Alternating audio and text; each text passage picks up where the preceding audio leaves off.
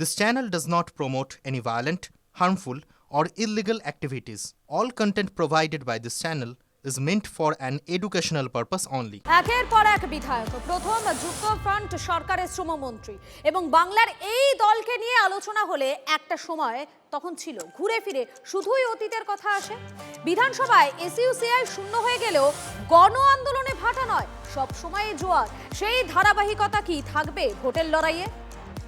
গণ আন্দোলন ছাড়া মানুষের বাঁচার কোনো রাস্তা নেই এবং সেই আন্দোলনটাকে জারি রেখেছি আমরা।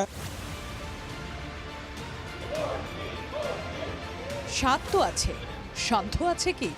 একসময় জয়নগর কুলতলি বলতে যে দলের নাম এক নিঃশ্বাসে চলে আসতো, সেই এসইউসিআই এখন ক্ষয়িষ্ণু। তাদের কোনো প্রতিনিধি নেই বিধানসভায়। একের পর এক সক্রিয় নেতা কর্মী খুন হয়ে যাওয়া, সঙ্গে অর্থবলের অভাব, সর্বোপরি নেতৃত্বহীনতায় ভুগতে থাকা। তারপরও দিনবদলের স্বপ্নে ভরপুর এই বামপন্থী দল। নিরপেক্ষভাবে যদি নির্বাচন করায় তাহলে আমরা গত নির্বাচনে যা ভোট পেয়েছি আশা করি না জিততে পারি, আমাদের ত্রিগুণ ভোট পাবো আমরা। ভোট ঘোষণার পর রাজ্যে প্রথম সারির দলগুলোর মধ্যে সবার আগে প্রার্থী তালিকা ঘোষণা করেছিল এসইউসিআই। 230টি কেন্দ্রে প্রার্থী দিলেও বাড়তি নজরে কুলতলি ও জয়নগর। এসইউসিআই প্রথম বামপন্থী দল হিসেবে আত্মপ্রকাশ করেছিল সুন্দরবনের প্রত্যন্ত কুলতলি জয়নগর থেকে। এই কুলতলি থেকেই 9 বার বিধায়ক নির্বাচিত হয়েছিলেন প্রবোধ পুরকাইত। 1977 থেকে 2016 পর্যন্ত জয়নগর কুলতলি ছিল এসইউসিআইয়ের দখলে। ভোটে হেরে গেলেও নানা ইস্যুতে এসইউসিআইয়ের কর্মীদের ধারাবাহিক আন্দোলন দেখেছে রাজ্যবাসী।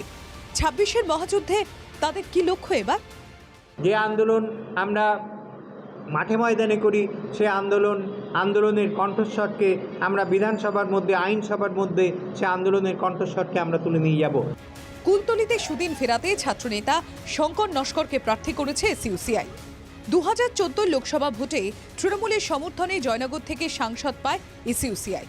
পরে জোট ভেঙে গেলে অনেকেই তৃণমূল থেকে নাকি আর এসইউসিআই ফেরেননি। সিপিএম এবং এসইউসি যে দুটো বামপন্থী দল ছিল, তারা তো বিগত দিনে শুধু খুনের রাজনীতি করেছে, প্রায় 200-র কাছাকাছি শহীদ বেদি তৈরি করেছে।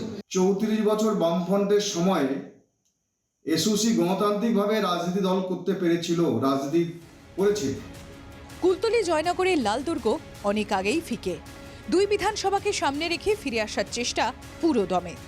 একদিকে যেমন নেতৃত্বের ঘাটতি, আর সেই সঙ্গে সঙ্গে তহবিলের একটা অভাব, আর এই দুয়ের প্রভাবেই কিন্তু এই মুহূর্তে রাজনৈতিক রক্তক্ষরণ হয়ে গিয়েছে সংগঠনে। কুলতলি থেকে অভিজ্ঞান নস্কর, TV9 বাংলা।